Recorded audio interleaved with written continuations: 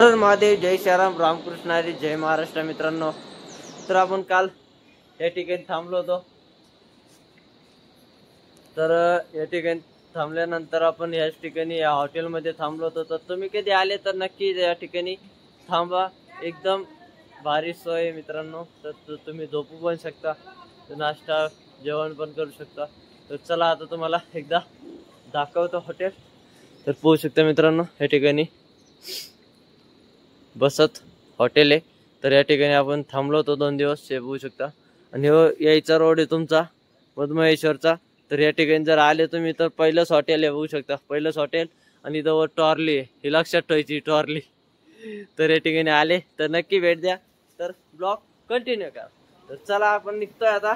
तर एक दाखवतो तुम्हाला आता, फुलं दाखवते इकडचे फुलं. हे बघा, हे आहे पांढरा गुलाब. आणि हे फुल बघितलं गे, फुल पाहिलं गे जादूगर, कधी पाहिलं कलर? हे पाहिलं गे बर, हे पाहिलं का बाई? हे पाहिलं का कसं आहे? असं दाखवावं लागतं इकडे येऊन. असं कोणी दाखवतो का तुम्हाला? हे मराठी माणूसच दाखवतो. तर चला भेटू लवकरच पुढच्या व्हिडिओ मध्ये. हर हर महादेव. आपण सकाळी निघालो होतो गौंदर्या गावातून 7 वाजता. तर आता वाजलेले आहेत 12. तर आता आपण वर आलेलो आहे. ज्या ठिकाणून तुम्हाला खाली जायला शिड्या चालू होतात त्या ठिकाणी आपण आलेलो आहे. तर हे पाहू शकता, हे माणसं चालले त्या ठिकाणून असं नागमुडी करत आपण वर आलेलो आहे. जवळजवळ आपल्याला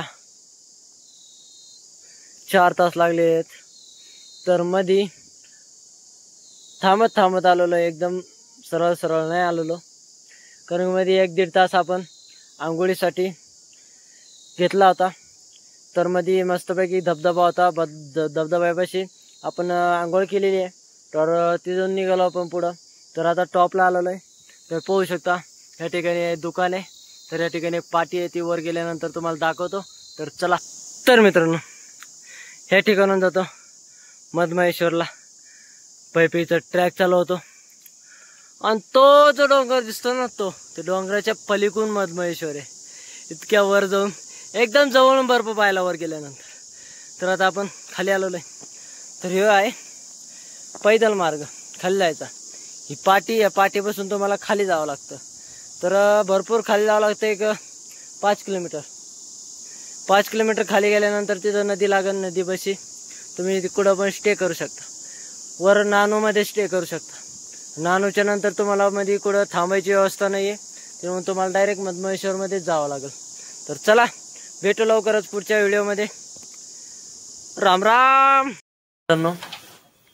आपले भजे आता तेलामध्ये पोहत आहे. थोड्या बाहेर निघणार आहे. ते पाहू शकता, इकडं पोहून बाहेर निघलेले आहेत. या साईडला पीठ आहे. तर बघा, काकाचं काम चालू आहे भजे काढायचं.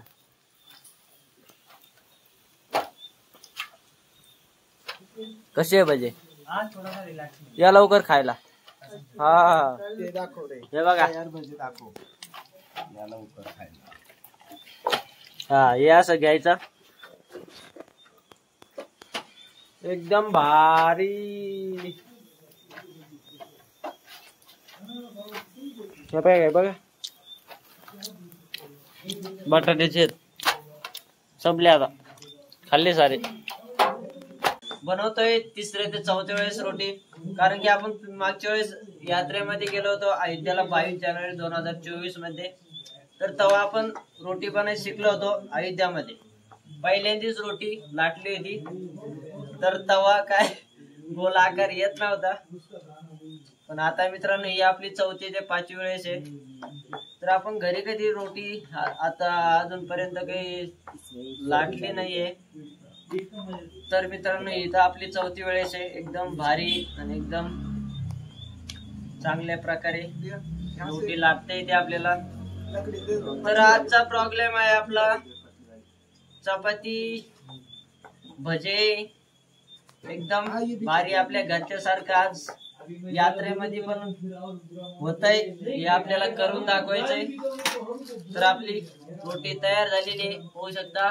बघा, ही आपली रोटी चपाती तर चला.